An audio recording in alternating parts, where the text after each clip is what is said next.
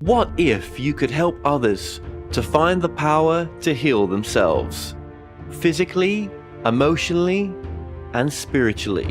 When I started teaching my classes, it was in 2002, and I was just doing past life regressions and contacting the subconscious part. But then as the time went on and we found how powerful this was and what we could do with it, a lot of the students began saying, you know, advanced past life regression doesn't really tell what it's all about. This is so much more than that. We think you should change the name. So it was a few years ago, we decided to change the name to Quantum Healing Hypnosis Technique. Help other people to speak to their higher selves. You can. Dolores Cannon has taught thousands of people from across the world how to use QHHT. Now you can learn her method by going directly to themoreshow.com/QHHT. And don't forget to mention the discount coupon More Talks.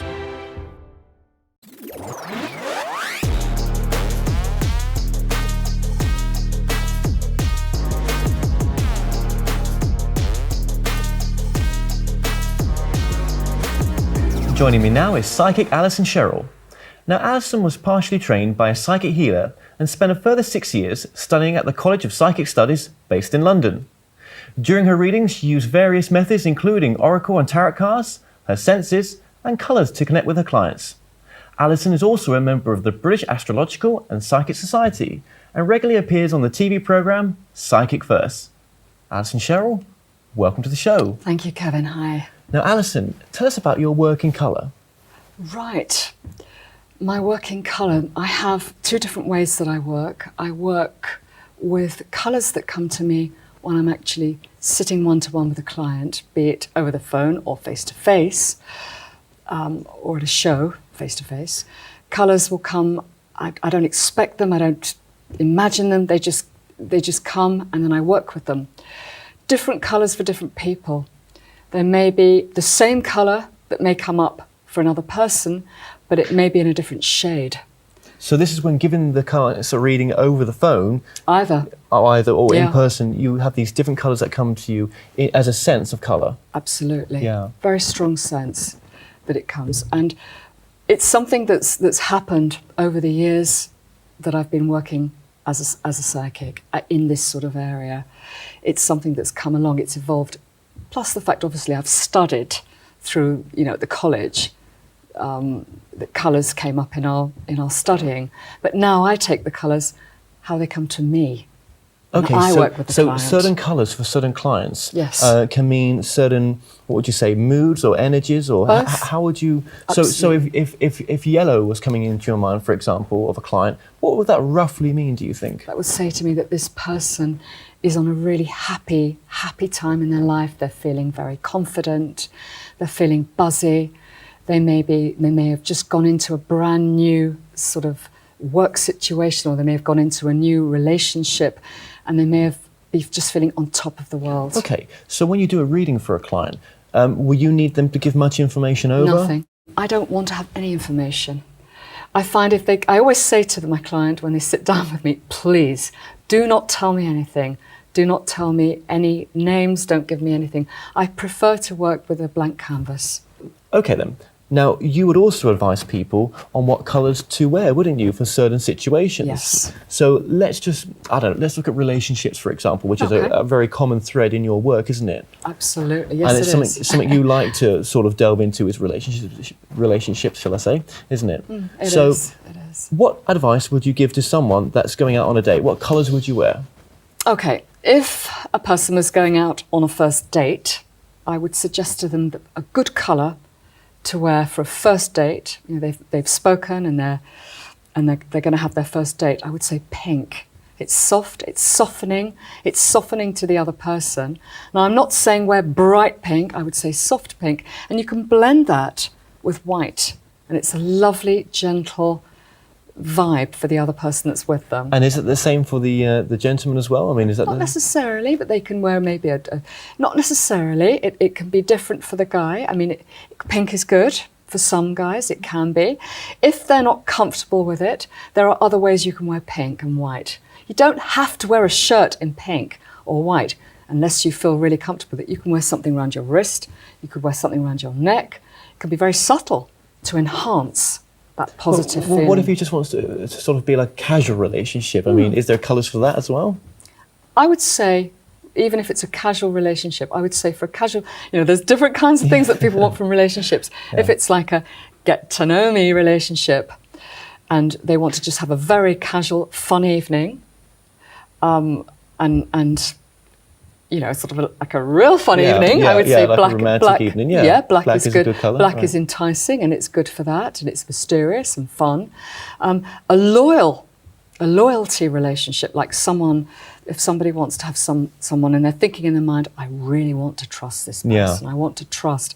Brown is very grounding and it's loyal. It's a loyal colour that I find, for me, that's a colour I would recommend to someone to wear. Okay, and this is much from the female side to wear this. Both. Absolutely. Yeah, it's not just women, it's men too. Absolutely. It can be both. And what about jobs then? I mean, is there certain colours for jobs? Yes, there are. I mean, there are colours for jobs, and I would say that blue is fantastic. Why is blue good? It's great because it's communicative. It's the colour of it's like the colour of expressing. It's communicating. And that's what one is doing when they're going after a job. They're going to an interview. They're going to sit there and they're going to be interviewed. So it's communication. Blue's fantastic for that. Blending blue and white, again, is great because white is a great colour for clarity. Okay. And what about, slimming or, the gym? Is there certain colours for that? That's a slightly harder one. Yeah. Because it's really... Grey is good. Grey is good for slimming. But then already I'm thinking it's more about the grey being one tone. Ah, right. Really. So, but yes, grey is good. Grey, blending the grey with another grey is good. Blending one colour is good. So, generally readings would come to you and colours would be discussed as a way of, bringing the best out of a situation. But that's not everything that you do as well. Your readings are for a lot of personal readings as well that you do, a lot of self-help readings, would you say? Definitely, I would say most of the time. I mean, there are really curious people out there, and I welcome curious people, I welcome that. But there are people usually that are wanting to get some direction, a little bit of help, a little bit of direction in their life, whether it's an area, a personal relationship, or whether it's work, or whether it's studying, travelling, emigrating, you name it, moving. I mean, there's a whole load of subjects out there to cover. And usually somebody comes to me because there is an issue around one of those subjects. Now, I don't like them to tell me. I prefer they don't tell me, but I will start by using the cards as a focusing. And what's the main sort of theme of subjects that you get, the main sort of thread of readings? What would you say it's sort of for? Well, relationships is quite a big one there because it is something that happens every day in life. It's a big one. Emotions are strong out there. Just relationships in partners or business? Relationships in business, my boss, her boss, someone I work for, someone I work with, can I trust my colleague? You name it, that area. Relationships covers a wide area. I mean, it covers work, it covers personal too, family, and domestic, family as well, absolutely, yeah. And would you advise if they change their colours they wear, they can change their situations? Sometimes, yeah. Yeah. It has a subtle effect. It really has a subtle effect. I know myself going out, today, for example, I've come here wearing blue. Well, it's turquoise, actually. Turquoise is a great colour for communication. I was kind of thinking about wearing magenta because that's also a really good connecting colour also. And sort of it's a good psychic colour. So why then, I mean, has your work always so far, been so focused on relationships? I mean, is that something you probably have been destined to do you think? Or what is it for you, for the relationship part of advice that you give? One of the areas, Kevin, it's my favourite. It's kind of a speciality spot for me. Why? I suppose because I've always been drawn to people. I've always been drawn to emotions and connecting with people's hearts and connecting with how they feel. Even as a musician years ago when I was playing the piano, like a sense of connecting with someone out there that was listening, a sensing how they feel, and a drawing empathic sort of feeling to want to help people. So that is one of my strong things in the work I do. And you mentioned there your travels. Now, your travels are very important to you, aren't they? They have been over the years, Just tell us a bit about it, because, I mean, you've been to many countries. I have actually been to quite a few. The Far East, really, Southeast Asia is one of my real sort of special ones. Why is that? People out there, just the people, and some of them that couldn't speak any English. I mean, I would find that sometimes all these little things that have enhanced me today to develop. Don't get me wrong, I'm continuously on a learning curve of developing and learning more for the rest of my life. But this was a steep learning curve. This was, yeah. People that couldn't speak any English. Okay, I didn't actually know I was going to be put into that. I didn't know that. And how did you communicate to them then? Well, let me tell you a little story. What happened one day when I was going to a department store and I wanted to get some cotton wool. I was out of it completely. And this was a communicative thing that happened. There was a lady in a store. It was in Japan. And I said to her, I went over to her and I said, "Hi, good morning." That's just about what she was able to understand. But when I say to you, they could not speak English, they couldn't. And I said to her, "Cotton." And she panicked straight away because she didn't understand what it was. And she was like, "Oh!" like this. And I said, "Cotton." And I thought, quick, Alison, think of something quick. So, and this is kind of connected to how I work today, because although I didn't think, this is quite a funny one actually. So what I did was I pretended to take some cotton wool. I went like this. And then I bleated like a sheep. And I went, "Meh, cotton, meh."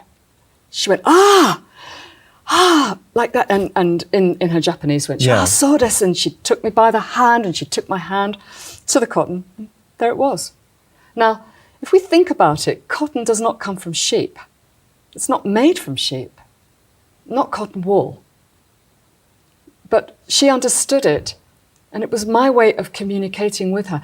And lots of these different learning curves, I could go into lots of things, but we won't. There were lots of things that... I mean, there's lots I want to get into with you as well. I mean, you know, your work abroad and more as well. Just there's a few other stories, and also your singing songwriting career that you're now pushing as well, and also your other work. So we're going to take a break. So stay tuned, and we'll be right back after the break.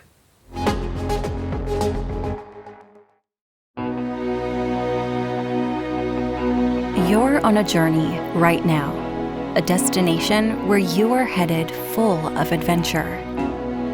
And all around you are clues pointing you in the direction of your higher purpose and dreams.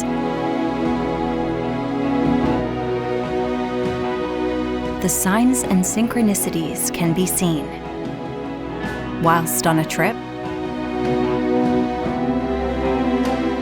at your local coffee shop, within your social networks.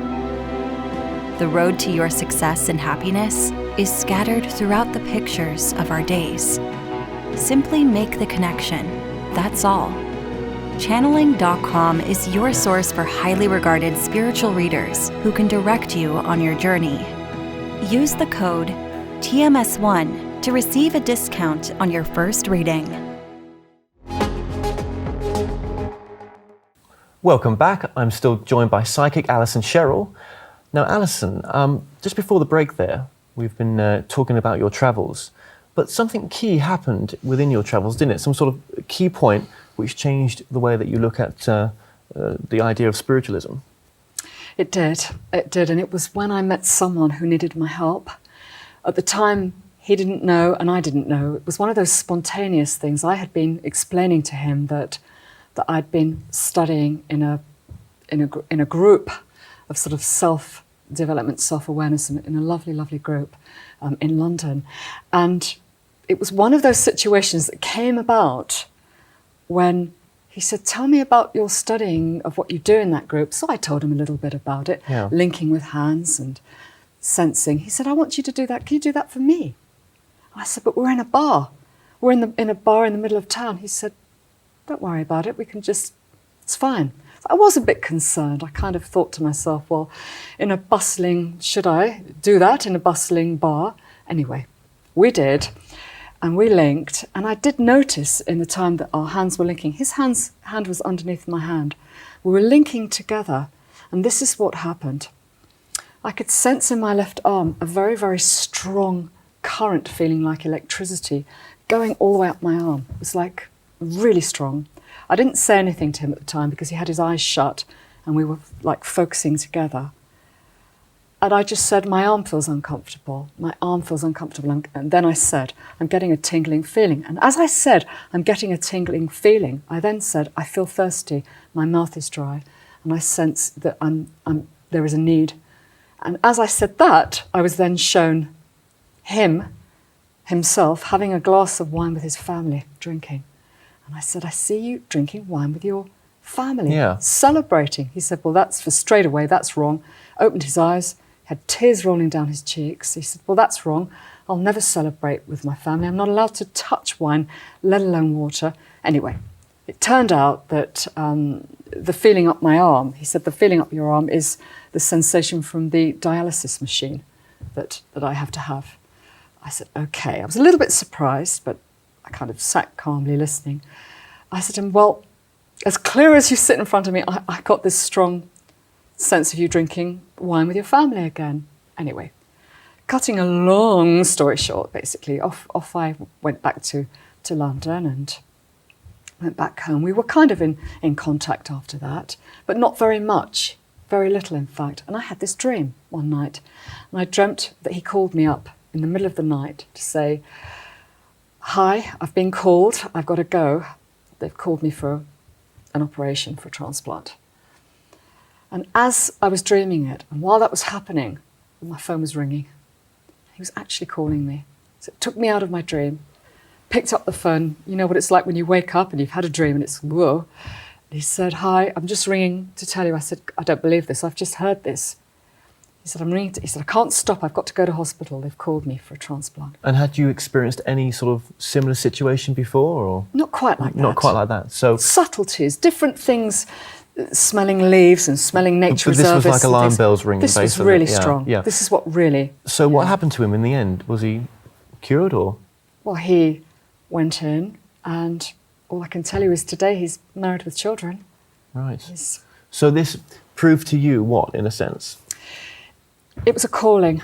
For me, it was like a calling. It was like saying, okay, maybe there is something there that I need to address in this subject of I mean, you'd always work. had an interest in this particular subject, hadn't you? Spiritualism and the life after, yeah. Always. I mean, I've always had been interested, but I'll be very honest with you, in the beginning, I wasn't sure whether it was something I really was going to do on a full-time basis. At the time I was not, it was all the time with me. Okay. And every time I turned away, it was coming up.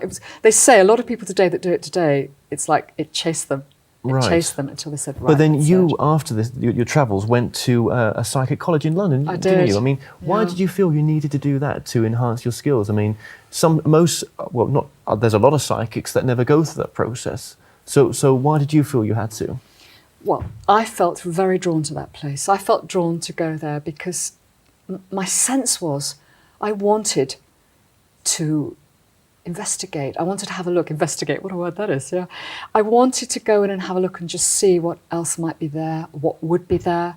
I wanted to explore, that's the word I was looking for. I wanted to explore it and see. It wasn't that I went in there and thinking, right, I'm going to really become a full-time psychic by going into the college. I wanted to explore. I liked the lady that was teaching there. I liked her energy. I liked her vibration. So what changed you then to sort of do this full-time? I mean, was it a development of the gift? I mean, how long were you at the college? Well, it will be 6 years now. So it's 6 years that I would have been there. It has been a development process, not just at the college. I've also been involved in other workshops. I went to Arthur Findlay in Stansted and did an amazing course there. I'm always on a learning curve. Even today, I still love to go in and take part in workshops because it's not a question of needing to learn or telling myself I need to go in there to learn. I like to experience. I like to meet other people and share with them. And it's wonderful. It's a wonderful feeling to go in and just get into that zone. It opens up more doors. Again, it must be a lot of trust in yourself to be able to really believe in what you do. Absolutely. I mean, but that was would you say it was a process to go through that? It's an ongoing process. Ongoing process. We never stop learning to trust what we hear. Do you question it? Not now. Did you used to? Yes, sure I did in the beginning, because it was like, what is this? What can this, what, I mean, what, wow, what, how? It's part of the process to question.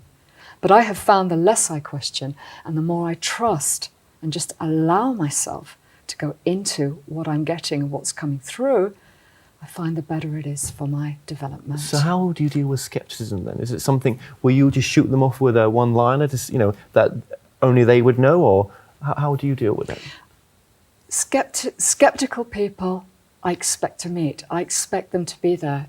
I welcome them because it's normal and it's natural to question. Skepticism is questioning. That's what it is. But are they just switched off? I mean, what makes them different to you? Some of it's fear-based. Some of it's fear of not knowing. And some of it also is not understanding it. So they're coming in from another place, they're coming in from another angle. Whereas I've spent time with it. I've spent time meditating. I've spent time being in that now, being in that moment. So they're coming from another angle. And you would say you're very much in the moment, aren't you? And that's important to you as well, isn't it, to be in the moment? I would say it's vital to be in the moment. What happens when you're not?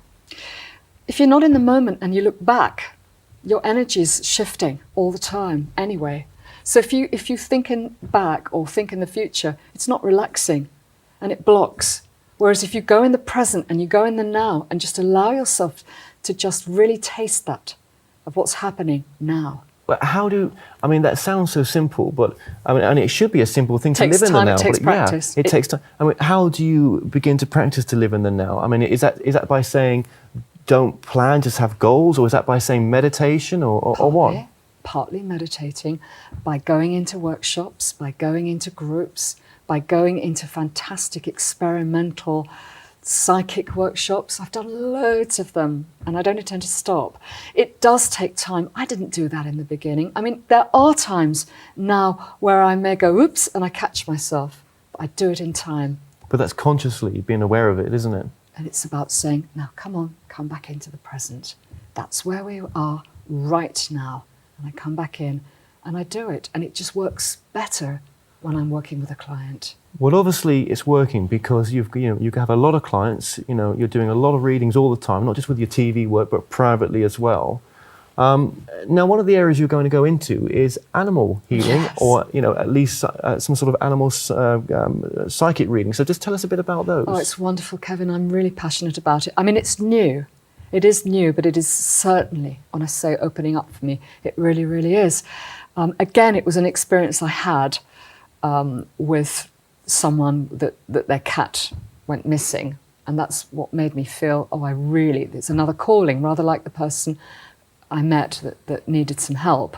This lady that was in floods of tears that day, she needed some guidance and some help. I had done a little animal communication course, but I'd already kind of was somehow involved with it because I'd already worked with people. So when you do an animal reading, you'll get the animal that's passed on come through to just validate that they're still there. I mean, sometimes, how does it work? Sometimes, what I love about this work is there's no fixed rule. It doesn't necessarily have to be that an animal that's passed on. Yes, it does work when someone's dog has passed into, I call it the next dimension, when they've passed into the next dimension, and it comes through maybe at one of those mind, body and spirit shows when I'm doing, working with that person or privately. The dog will come into my mind or come into the sense, a smell of the dog, a colouring, a feeling about the dog's eyes, a feeling about how they're feeling. That is one of the ways that I work. The other way is when a dog or a cat is still here, but they've gone missing or they've gone on walkabout. And if I want to make a joke about it, sometimes I might say they've gone shopping. But you can actually find the animal, can you? Or you can connect with the animal. Connect with them and veer them home. There's a way to do that. There is a process of how to connect with that dog and that cat, which again, I have to say it's new, but even as I talk about it, I'm really excited about getting more into that, because it's another sort of opening for the way I work. Well, Alison, thank you so much for joining us today. Thank you very much, Kevin. If you'd like a reading from Alison, visit my website for more information. Stay tuned and we'll be right back after this short break.